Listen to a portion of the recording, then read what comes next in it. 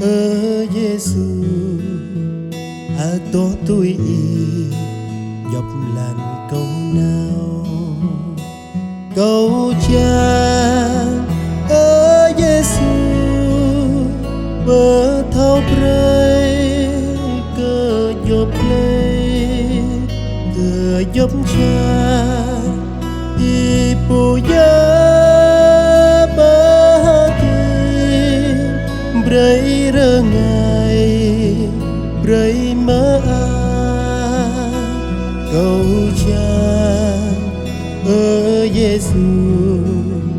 à tó tôi dọc làn câu nào câu cha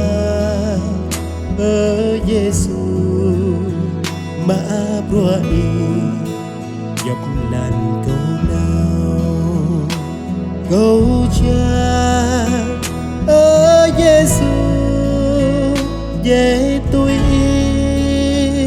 bơi cơ vô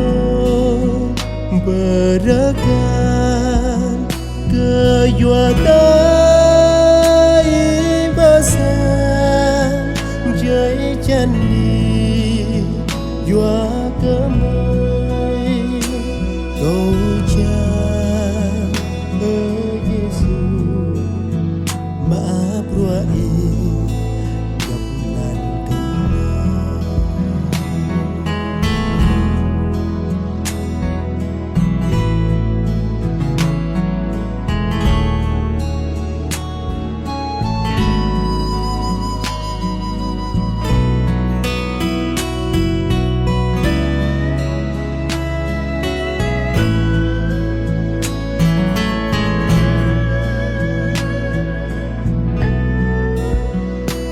câu chăng ơ Giêsu tớ mất làm bầy đàn câu nào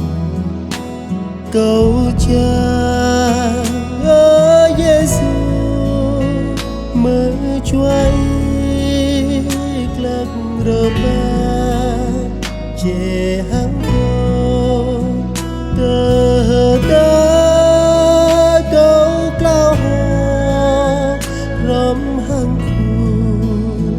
chờ nung